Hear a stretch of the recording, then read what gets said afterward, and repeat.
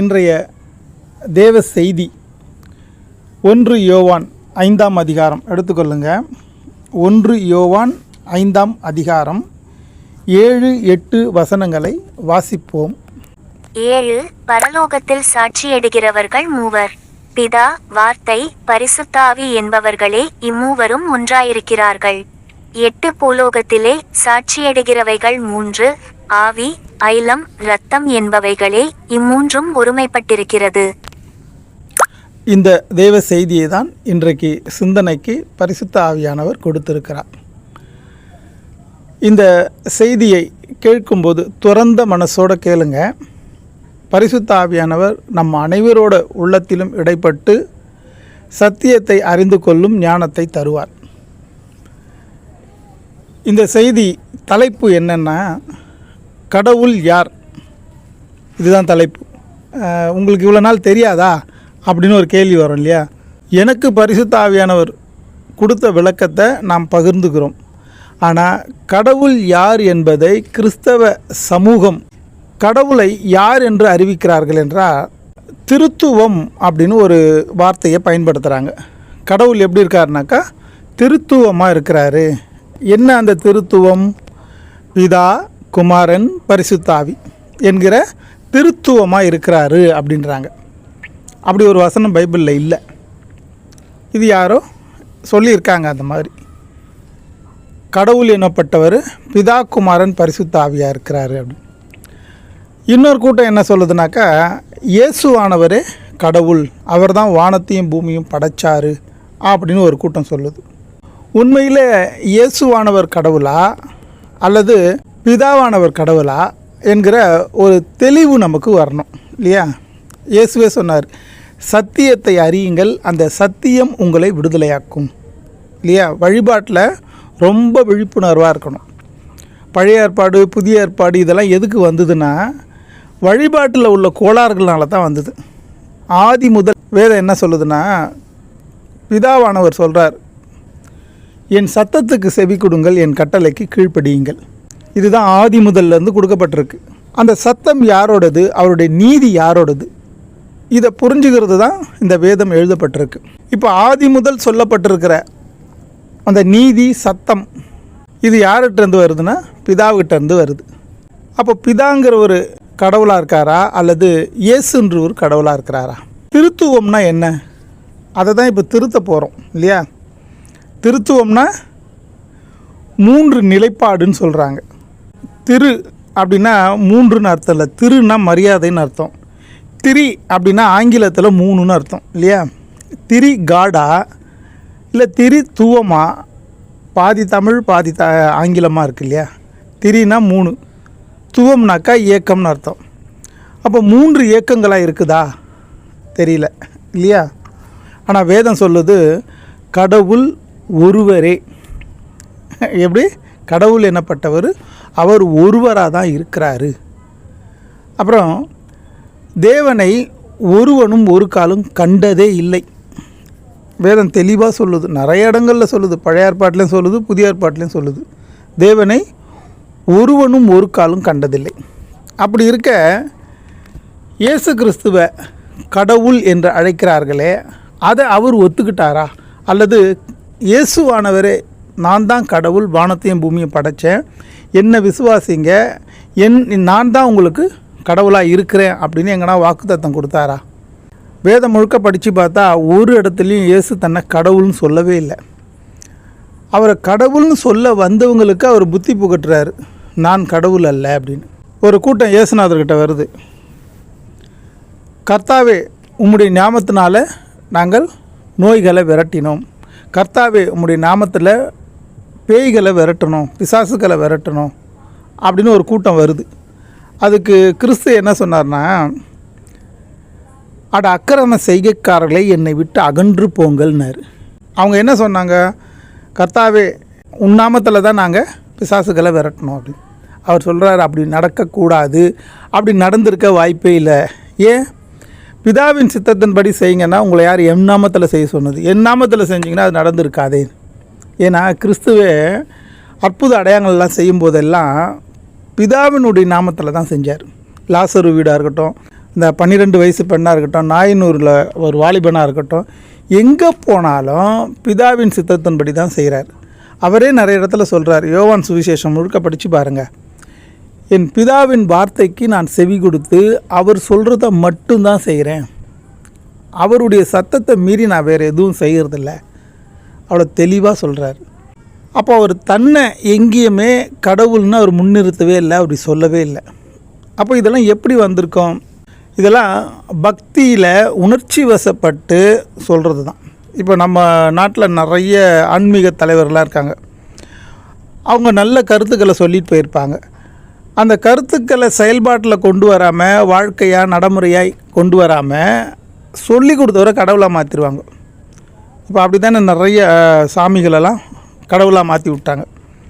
அவங்க சொல்லி கொடுத்த மாதிரி வாழ்க்கையை வாழணுங்கிற அந்த விழிப்புணர்வு வராமல் அவங்கள கடவுளாக மாற்றி, அவங்கள ஒரு வழிபாட்டு ஸ்தலமாக மாற்றி, வழிபாட்டுக்குரியவராக மாற்றி, தாங்கள் வாழ்க்கையிலையோ நடைமுறையிலையோ எந்த மாற்றமும் செய்யாத சொல்லி கொடுத்த குருவை கடவுளாக்கிடுறாங்க.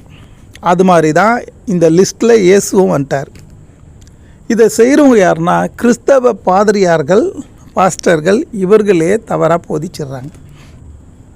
இந்த வேதம் என்ன சொல்லுதுன்னா, பரலோகத்தில் சாட்சியிடுகிறவர்கள் மூவர். யார்?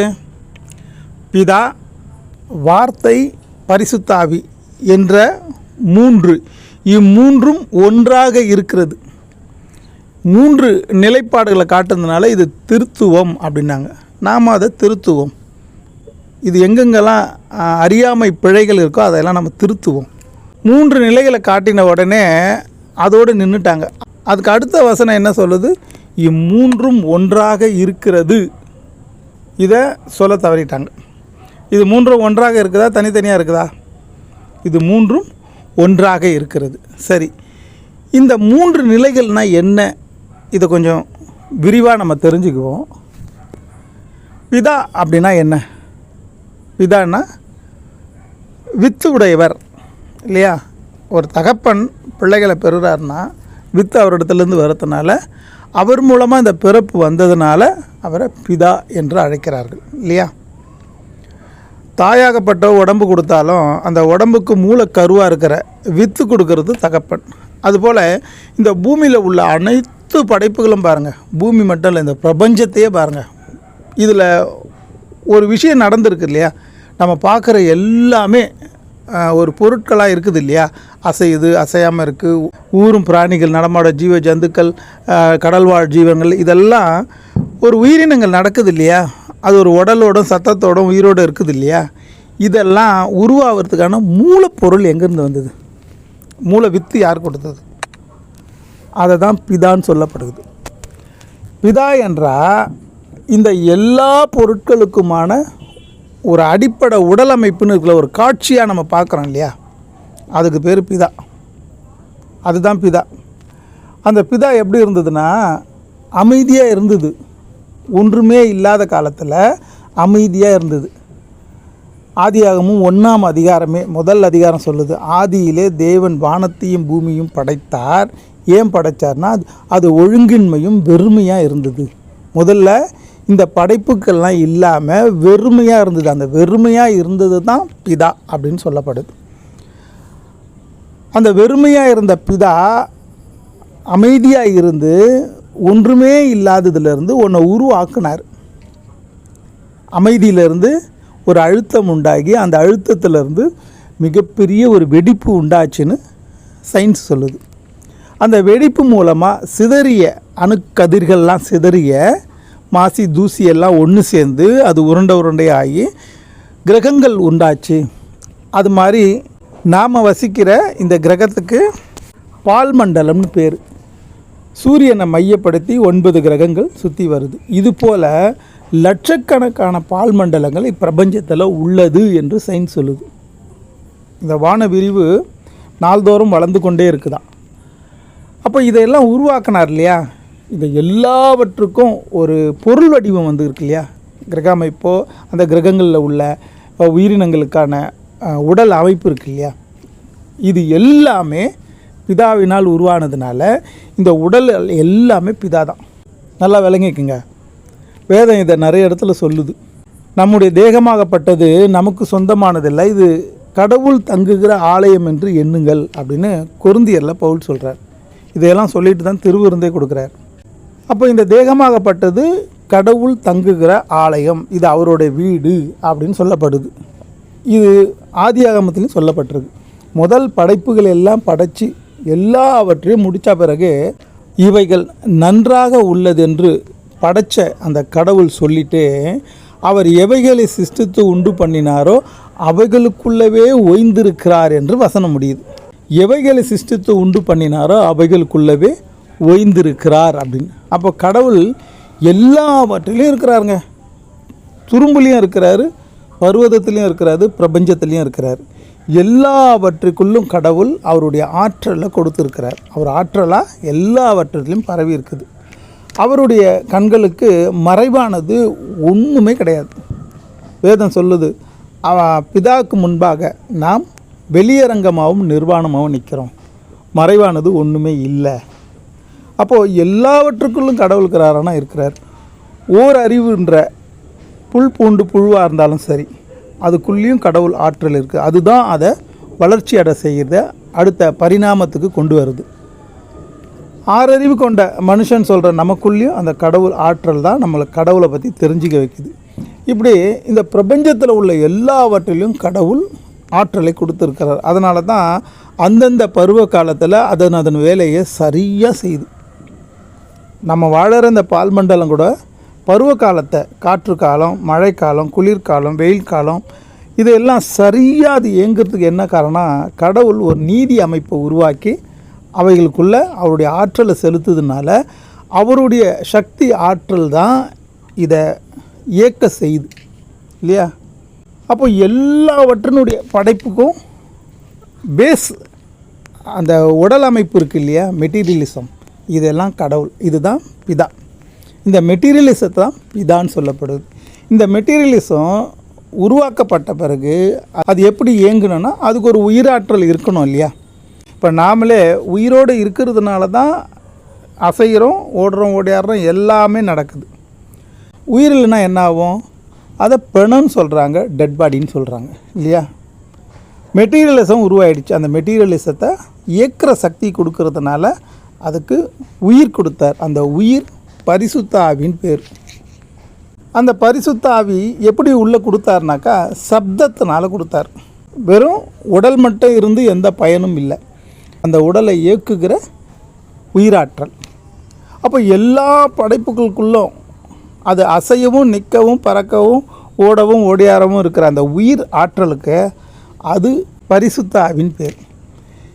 இந்த பரிசுத்த ஆவியானவர் எல்லாவற்றுக்குள்ளும் இருக்குதுங்க, எல்லாவற்றுக்குள்ளும் ஓய்ந்திருக்குது. அவர் எவைகளை சிருஷ்டித்து உண்டு பண்ணினாரோ இதுக்கு மேலே ஒன்றும் சொல்கிறதுக்கே இல்லை இல்லையா? இந்த பூமியில் இருக்கிறது எல்லாமே கடவுளால் உண்டாது தானே. எல்லாத்துக்கும் மூல விதை யார் கொடுத்தது? கடவுள் தானே. அந்த கடவுள் எல்லாவற்றுக்குள்ளுமா ஓய்ந்திருந்து அதுதான் வளர்ச்சியை உருவாக்குது, அதுதான் இந்த உலகத்தை இயக்குது. அதுவே அதுவாக இருந்து அது அதனுடைய காரியத்தை பிரமாதமாக செய்யுது. அதுக்கு பரிசுத்த ஆவின்னு பேர். இதை ஆதாரபூர்வமாக எப்படி புரிஞ்சுக்கலான்னாக்கா, முதல் மனுஷனை உண்டாக்கும்போது மண்ணினால் மனுஷனை உருவாக்கினார். அந்த மண்ணானது ஒரு உருவம் கொண்டது இல்லையா? கடவுள் என்னப்பட்டவர் உட்கார்ந்து ஒரு குயவனை போல் மண்ணை பிசைஞ்சு ஒரு உருவமெல்லாம் செய்யலை. அவர் என்ன சொன்னார்? ஒரு மனுஷனை சிருஷ்டிப்போமா, தன்னுடைய ரூபத்தின்படியும் சாயலின்படியும் ஒரு மனுஷனை சிருஷ்டிப்போமா, அவர்களை ஆணும் பெண்ணுமாக சிருஷ்டிப்போம் என்றார். அவர் சிருஷ்டிப்போம் சொன்ன பிறகு அந்த மண்ணில் ஒரு உருவம் வந்துடுச்சு. அது சிவந்த மண், அதனால் ஆதாம்னு அதுக்கு பேர். ஆதாம்னா சிவந்த மண்ணுன்னு அர்த்தம். மண்ணில் உருவம் வந்துடுச்சு. இப்போ அந்த உருவம் எந்திரிச்சு நடக்கணும் இல்லையா? அவரை போல் இயக்க சக்தி அடையணும்ல. அதுக்கு என்ன பண்ணால் அதனுடைய நாசியில் ஊதினாராம். அதுதான் சத்தம். அந்த ஊதுதல் தான் வார்த்தை. ஊதினவருக்கு அந்த மனுஷன் ஜீவ ஆத்மாவாக மாறி எழுந்தான், நடந்தான். இப்போது நாமளாக இருக்கிறோம் இல்லையா? அப்போ எல்லாவற்றுக்குள்ளும் அவர் ஓய்ந்திருந்தார்னா எப்படி ஓய்ந்திருந்தார்? அவருடைய ஆற்றல் சக்தியை, அந்த உயிராற்றலை கொடுத்தார். எல்லாவற்றுக்கும் அவர் கொடுத்துருக்கிறார். நாம் அதை புரிஞ்சுக்கிறோமோ இல்லையோ, கடவுளை பற்றி தெரியுமோ தெரியாதோ, எல்லா ஜீவராசிகளுக்கும் கடவுளுடைய ஆற்றல் அதுக்குள்ளே ஓய்ந்திருக்குது. அதனால தான் அது இயங்குது. இன்னும் சொல்லப்போனால் கடவுளே இயங்குகிறார், கடவுளே இயக்குகிறார், கடவுளே எல்லாமா இருக்கிறார். அப்போ மனுஷனுக்கு என்ன தனித்துவம் இருக்குதுன்னா, கடவுள் தன் ரூபத்திலையும் சாயலையும் உருவாக்குனவர் கடவுளுக்கு யாராச்சும் முந்தி வந்து ஒரு ஆலோசனை கொடுக்க முடியுமானா முடியாது இல்லையா? அவர் தான் எல்லாமா இருக்கிறார். ஆபிரகாம் இடத்துல ஆசி கொடுக்கும்போது தன்னிலும் பெரியவங்க யாரும் இல்லாதனால தன் மீதே சத்தியம் பண்ணி உன்னை பெருக பண்ணுகிறேன்னு ஒரு வாக்குத்தத்தம் கொடுத்தார். அப்போ கடவுள் எப்படிப்பட்டவர்னாக்கா, தனக்கு யாரும் ஒரு ஐடியாலஜி கொடுக்காத அளவுக்கு நிறைவு பெற்றவராக இருந்தார் இல்லையா? அதுபோல் மனுஷன் இந்த பூமி, இந்த பூமியில் தன்னிறைவு பெற்ற எல்லாமும் அவனுக்கு சுதந்திரமாக கொடுத்து பரிபூரணப்படுத்தியிருந்தார். அதனால் அவனுக்கு யாரும் ஐடியாலாம் கொடுக்கணுன்னு அவசியம் இல்லை. ஆனால் சாய்ஸ் கொடுத்துருந்தார். உன்னுடைய விருப்பத்தின்படியும் நீ வாழலாம், என்னுடைய விருப்பத்தின்படியும் வாழலாம்.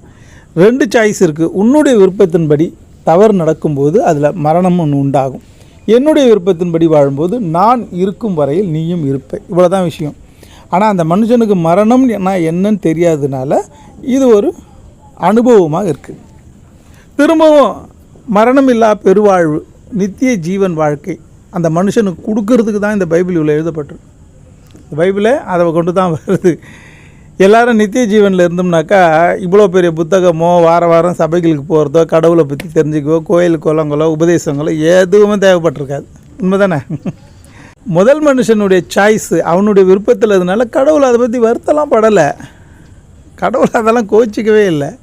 உன் சாய்ஸ் படி நீ வாழ்ந்த சரி, அதனால் விளைவுகள் இது வந்ததுருக்கு, ஒன்றும் பிரச்சனை இல்லை. திரும்பவும் நீ இந்த சாய்ஸை எடுத்துக்கலாம். அதுக்கு என்னுடைய சத்தத்துக்கும் என்னுடைய கட்டளைக்கும் நீ கீழ்ப்படிஞ்சினா நீ இந்த சாய்ஸை மறுபடியும் எடுத்துக்கலாம் அப்படின்னு. அதான் அந்த நியாயப்பிரமாணம்ங்கிற பிரமாணத்தின்படி வாழ்ந்தா. அப்போ கடவுள் எப்படி இருக்கார்? உடல் அமைப்பு என்கிற பிதாவாக இருக்கிறாரு. எல்லாவற்றுக்கும் தகப்பன் அவர் தானே. எல்லா உடல்களுக்கும் மூல கர்த்தாவாக இருக்கிறதுனால பிதாவாக இருக்கிறாரு. எல்லா உடல்களும் இயங்கக்கூடிய உயிராற்றலாக இருக்கிறதுனால பரிசுத்த ஆவியாக இருக்கார். எல்லா உயிர்களும் இந்த உலகத்தில் வாழக்கூடிய சப்தமாகவும் இருக்கிறார். அதுதான் வார்த்தை. பிதாவாக இருக்கிறாரு, பரிசுத்த ஆவியாக இருக்கிறாரு, வார்த்தையாக இருக்கிறாரு.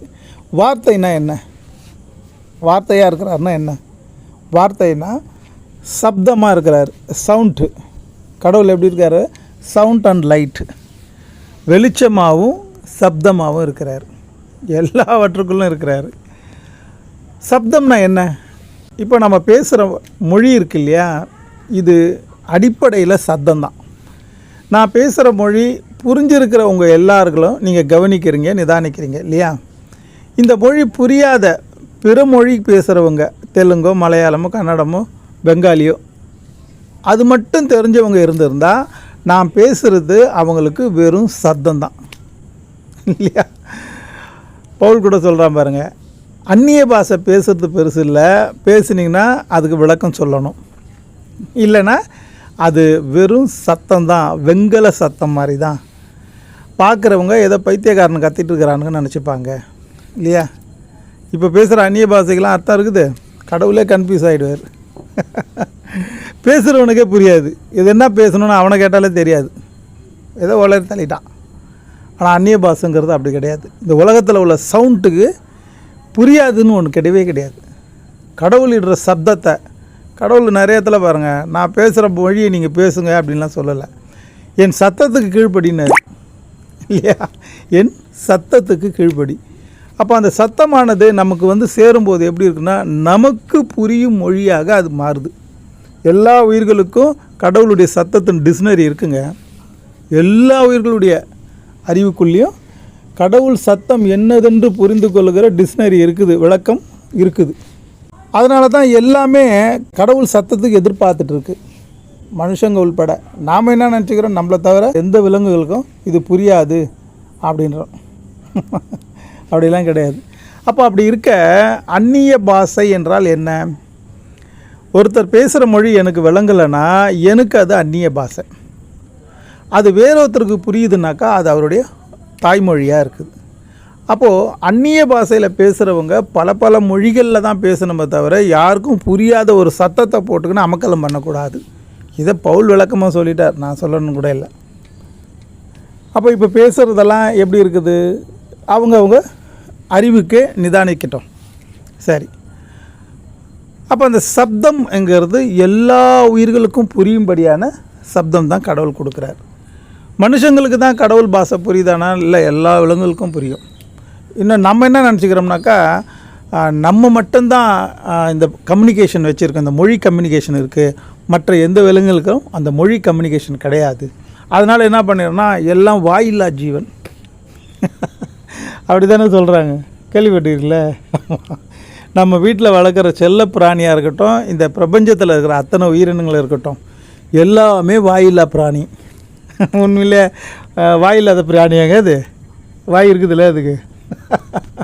எல்லா விலங்குகளுக்கும், பறவைகளுக்கும், மீன்களுக்கும், ஊரும் பிராணி எல்லாவற்றுக்கும் வாய் இருக்குதா இல்லையா? இருக்குதுல்ல, அதனால தானே சாப்பிடுது அது. ஓரறிவுங்கிற அந்த ஒரு செல் இருக்குது இல்லையா, ஓரறிவு செல்லு, அதுக்கு மட்டும்தாங்க வாய் கிடையாது. அது உடம்பால் பிசு தன்மையில் உள்ளுக்குள்ளே உணவை உறிஞ்சிக்கும். மற்ற 2 அறிவிலேருந்து தோன்றின எல்லாவற்றுக்கும் வாய் இருக்குது. அந்த வாய் மூலமாக உணவு உட்கொள்ளுது, அது ஒரு சத்தத்தை வெளியிடுது. அந்த சத்தம் அவங்கவுங்க உலகத்தில் உள்ளவங்களுக்கு புரியுது. நம்ம வளர்க்குற செல்ல பிராணிகளோ, கிளியோ, நாயோ, பூனையோ, இதெல்லாம் ஒரு சத்தம் விடுதில்ல, அந்த சத்தத்தை அதனுடைய இனத்தில் இருக்கிறதுக்கு கம்யூனிகேஷன் ஆகுது இல்லையா? ஒரு சத்தத்தை போட்டோன்னா அதுங்கெல்லாம் ஒன்று சேர்ந்துருது இல்லையா? அவங்களுக்குள்ளே பேசிக்கிறாங்க இல்லையா? இப்போ வாயில்லாத பிராணின்னு உங்களுக்கு யார் சொல்லி கொடுத்தது? அது ஒரு அறியாமல். இது மாதிரி தான் கடவுளை பற்றின ஒரு விழிப்புணர்வும் இல்லாமல் நிறைய தவறுகள் நடக்குது. இவைகள் எல்லாத்துக்கும் வாய் இருக்குதுங்க, இவை எல்லாத்துக்கும் மொழியும் இருக்குது. பிரச்சனை என்னன்னா, நமக்கு அந்த மொழி புரியல, அவ்வளோதான். நமக்கு அந்த மொழி புரியல, அதனால் நமக்கு அதுங்க எல்லாம் வாயில்லாத பிராணின்னு சொல்லிட்டோம். பைபிள்லேயே ஒரு கதை இருக்குது பாருங்கள். ஒருத்தன் ஒரு கழுதை வளர்க்குறான், அந்த கழுதை மேலே உட்காந்துட்டு போகிறான். அந்த கழுதை பேசுது. அவன் கடவுளுக்கு விரோதமான செயல் செஞ்சிட்டான். அவனை கொல்றதுக்கு ஒரு தேவதூதன் வந்து நிற்கிறான். அது ஒரு ஒத்தையடி பாதையில் எதிர்த்த மாதிரி வந்து நிற்கிறான். இந்த கழுதை அசையாமல் நின்று போச்சு. ஏன்னா இது பார்வைக்கு தேவதூதன் தெரியுது, அந்த கழுதைக்கு தெரியுது. கழுதை பார்வைக்கு தேவதூதன் பட்டயத்தோடு நிற்கிறது தெரியுது, இவனுக்கு தெரியல. அப்போ அந்த கழுதையை போட்டு திட்டுறான். நான் உனக்கு எவ்வளோ சோறு போட்டிருப்பேன், உன்னை எப்படியெல்லாம் பார்த்துருப்பேன், ஏன் ஓட மாட்டேங்கிறன்ட்டு அதை அடிக்கிறான். அப்போ கூட அது அசையலை. அப்போ அவனுக்கு கோவத்தில் என்ன சொல்கிறான், எனக்கு வர கோவத்தில் இந்த பட்டயத்தாலே உன்னை வெட்டி போட்டுறேன் பாரு அப்படிங்கிறார். அப்போ அந்த கழுதை பேசுது, எதிர்க்க ஒரு தேவதூதன் நிற்கிறாரா அப்படின்னு. இப்போ இந்த கழுதை எப்படி பேசுச்சு? இயேசு பாருங்கள், மீன்களோட பேசினார். பேதுரு ராமுழுக்க வலை போட்டார், மீன் மாட்டலை. இயேசு சொன்னார், படகு கொஞ்சம் ஆழத்தில் தள்ளிட்டு போடினார். இப்போ வலையை போட்டு மீன்கள் மாட்டோன்னு. அவர் ஆழத்தில் தள்ளின்னு போய் வலையை போட்ட உடனே மீன்கள் கட்டளையிட்டார், மீன்கள் வந்து மாட்டிக்கிச்சு. ஒரு அத்தி மரத்தை பார்த்து பேசினார், அது பட்டு போச்சு. அது பட்டு போகணுன்னு பேசலை, அவருக்கான சிலுவை மரத்தை அவரே தேர்ந்தெடுத்துக்கிட்டார். அது புண்ணியம் பண்ணது தான். அப்போது இவர் பேச்சையெல்லாம் கேட்குதுங்க இல்லையா? இந்த இயற்கை உண்மை ஏகதேசத்தில் இருக்கிற எல்லா உயிரினங்களும் கேட்குது இல்லையா? இறை சத்தத்தை நாம் புரிஞ்சிக்க ஆரம்பிச்சிட்டோம்னா அந்த சத்தம் எல்லாத்துக்குமான முழு கம்யூனிகேஷனே அதுதான். அந்த சத்தத்துக்கு எல்லா உயிர்களுக்கும் டிக்ஷனரி இருக்கிறது போல் மூல சத்தமாகிய கடவுள் சத்தத்தை நாம் உள்வாங்கிக்க தெரிஞ்சுக்கிற அந்த பழக்கம் வந்துடுச்சுன்னா நாம் சொன்னால் இந்த பிரபஞ்சம் அசையும். காற்றை பார்த்து இறையாதே அப்படின்னார். சொன்னாரா இல்லையாங்க? இயேசுநாதர் சொன்னார்ல, காற்று இறையாதேன்ன உடனே கடல் கொந்தளிப்பு நின்றுச்சு. அப்போது அந்த இயற்கையோடு பேசுகிறார் இல்லையா? அவருடைய நியாயத்தையும் நீதியும் கடைப்பிடிக்கிற எல்லாருக்கும் இந்த இயற்கை ஒத்துழைப்பு கொடுக்கும். இந்த இயற்கையாகப்பட்டது 5 இருக்குது. நீர், நிலம், காற்று, வானம், பூமி என்கிற 5 ஆற்றலை கொண்டது தான் இந்த பூமி. இதில் தான் நம்ம வசிக்கிறோம். இதுவே நம்ம உடம்புக்குள்ளேயும் இருக்குது, வெளியவும் இருக்குது. அண்டத்தில் இருக்கிறது தான் இந்த பிண்டத்தில் இருக்கிறது தான் அண்டத்துலையும். இவைகள் மிகப்பெரிய ஆற்றல் கொண்ட இவர்களெல்லாம் தேவர்கள் என்று அழைக்கப்படுகிறார்கள். இவர்கள் தான் மனுஷங்களுக்கு பணிவிடை செய்கிறவங்களும். கடவுள் சத்தத்தை அப்படியே முழுசாக பின்பற்றுவங்களுக்கு இந்த 5 தேவதைகளை வேலை வாங்குகிற தன்மையை கடவுள் கொடுக்குறார். இயேசுநாதர் நிறைய அற்புதங்கள்லாம் பண்ணார் இல்லையா? சில பேர் கண்ணு தெரியாமல் இருந்தது இல்லையா? கண்ணில் இருக்கிற அந்த ஒளி சக்தி குறைஞ்சி போச்சு. அந்த தேவதையை கூப்பிட்டு அந்த கண்ணுக்குள்ளே போங்கிறார், ஒளி சக்தியை கொடுக்குறாரு. அவங்க அதே மாதிரி செய்கிறாங்க, அவர் கண்ணு தெரியுது. இன்னொருத்தனுக்கு காது கேட்கல, சத்தத்தை அந்த காற்று சத்தத்தை கூப்பிட்டு சொல்கிறார், அவனுக்கு காது கேட்கட்டும், நீ அவனுக்குள்ளே போகணும். காது கேட்குது. சில பேர் சப்பானியாகவும் சூம்பின கையுடையவனாக இருக்கிறாங்க. இந்த மண் சக்தி, தண்ணி சக்தி, காற்று சக்தி மூணுமே சேர்ந்தது இந்த உடல். மண், காற்று, தண்ணி இது மூணுமே சேர்ந்தது. இதை வாதம் பித்தம் கவம்னு சொல்லுவாங்க. இதில் ஏதாச்சும் பிரச்சனை ஆயிடுச்சுனாக்கா உடம்பு சரியாக வேலை செய்யாது, உடல் உறுப்புகள் சரியாக வேலை செய்யாது. இப்போ அந்த சக்திக்கான உள்ள தேவர்களை கூப்பிட்டு அந்த உடம்புக்குள்ளே அனுப்புகிறாரு, அதை சீர் பண்ணிடாட்டின்னு. அது சரியாயிடுது, எந்திரிச்சு நடக்கிறான், குதிக்கிறான், ஓடுறான், இதெல்லாம் நடக்குது இல்லையா? நீங்கள் வெளியரங்கமாக பார்க்கும்போது அற்புதம் பண்ணார், அடையாளம் பண்ணார். எப்படி பண்ணார்னா இந்த தேவதைகள்கிட்ட வேலை வாங்கினார். எபிரியர் 1ஆம் அதிகாரத்தில் அப்படியே எழுதியிருக்குது, ரட்சிப்பை சுதந்திரித்து கொள்கிறவர்களுக்கு பணிவிடை செய்கிற ஆவிகளாக தான் அவங்க அந்த தேவதைகளாக இருக்கிறாங்க. இந்த அதிகாரத்தை குமாரனுக்கு கொடுத்துருக்கிறாரு அப்படின்னு. குமாரனும் சொல்கிறாரு, உங்களை நீதி விசாரிக்கிற அதிகாரம் எனக்கு கொடுக்கப்பட்டிருக்குது அப்படின்னு. அப்போ இதெல்லாம் எப்படி செய்கிறாருனாக்கா பிதாவினுடைய வார்த்தையை கொண்டு செய்கிறார். அவர் வார்த்தைக்கு அப்படியே கீழ்ப்படியணும். அப்போது இந்த செயல்பாடு கண்டிப்பாக நடக்கும். அப்போ பிதாவானவர் எப்படி இருக்கிறாரு? உடல் அமைப்பாக இருக்கிறாரு பிதாவா, உயிராற்றலாக இருக்கிறாரு பரிசுத்த ஆவியா, சப்தமாக இருக்கிறாரு கம்யூனிகேஷனாக, அதான் வார்த்தை. இப்போது இது மூன்றும் தனித்தனியாக இருந்தால் செயல்படுமா, ஒன்றாக இருந்தால் செயல்படுமா? பிதாங்கிற அந்த உடலுக்குள்ளே பரிசுத்த ஆவியும் வார்த்தையுமா இருக்குது. இப்போ இது சேர்ந்து தானேங்க நம்ம எல்லாம் எப்படி ஏங்குறோம்? இதெல்லாம் மூணு சேர்ந்து தானே நம்ம. இப்போ இந்த மூணு தனித்தனியாக இருக்குதா, ஒன்றா இருக்குதா? ஒன்றா தானே இருக்குது. அப்புறம் எங்கே திருத்துவோம்? அதை தான் திருத்துறோம். இப்போது அதை தான் திருத்துறோம். யாரோ தப்பாக சொல்லிட்டு போயிட்டாங்கள்ல, இப்போ நம்ம அதை திருத்துறோம். இனி அப்படிலாம் சொல்லாதீங்க. பிதான்றவர் ஒருத்தர் தான். சரி, இப்போது கடவுள் யாருன்னு உங்களுக்கு புரிஞ்சிருச்சா? இவர் தான் இதை எல்லாத்தையும் படைத்தார். இவருக்கு உருவம் இருக்குதா அப்படின்னா எல்லாவற்றுக்குள்ளுமா ஓய்ந்திருக்கிறதுனால எல்லாமே அவருடைய உருவம் தான். இது இல்லாமல் தனித்துவமாகவும் இருக்கிறாரு, எல்லாற்றுக்குள்ளுமா இருக்கிறாரு. எப்படி தனித்துவமாக இருக்கிறாரு, எல்லாவுமா இருக்கிறார். எல்லாத்துக்குள்ளவும் அவருடைய ஆற்றலை கொடுத்துருக்கிறாரு. அவர் எல்லாத்துக்கும் நீதியாகவும் இருக்கிறார். அதனால தான் நாம் நீதி தவறும்போது அதுக்கான தண்டனையும் வேதனையும் துன்பங்களும் உண்டாகுது. கடவுள் நம்மளை தண்டிக்கிறாரா, சோதிக்கிறாரான்னா கிடையவே கிடையாது. சோதனையும் தண்டனையும் வேதனையும் நம்முடைய செயல்லேருந்து எதிர்வினையாக தான் உருவாச்சு. ஏன்னா எல்லாவற்றுக்குள்ளும் இறைவன் ஓய்ந்திருக்கிறதுனால, எல்லாவற்றுக்குள்ளும் கடவுள் ஓய்ந்திருக்கிறதுனால நாம் எந்த செயல் செய்கிறோமோ அது எதிர்க்க இருக்கிற கடவுளுக்கு தான் செய்கிறோம். அது நல்வினையாக இருக்கட்டும், தீவினையாக இருக்கட்டும், அதுக்கான பதில் திரும்பவும் வந்துடும். ஆக்ஷனுக்கு ரியாக்ஷன் உண்டு. எல்லாவற்றுக்குள்ளும் அந்த கடவுள் ஓய்ந்திருக்கிறதுனால ஆக்ஷனுக்கு ரியாக்ஷன் உண்டு. அப்போது நமக்குள்ளே வந்திருக்கிற எல்லா பிரச்சனைக்கும் யார் காரணம்? கடவுள் காரணமா? கடவுள் ஒருவனையும் சோதிக்கிறவர் அல்ல, அவர் தீமையினால் சோதிக்கிறவர் அல்ல என்று எழுதப்பட்டிருக்கு இல்லையா? அப்படி இருக்க எல்லாத்துக்கும் நாம தான் காரணங்கிற அந்த விழிப்புணர்வு உண்மையை தெரிஞ்சுக்கிட்டோம்னா அது எல்லாத்துக்கான தீர்வே நமக்கு கிடைச்சிரும்.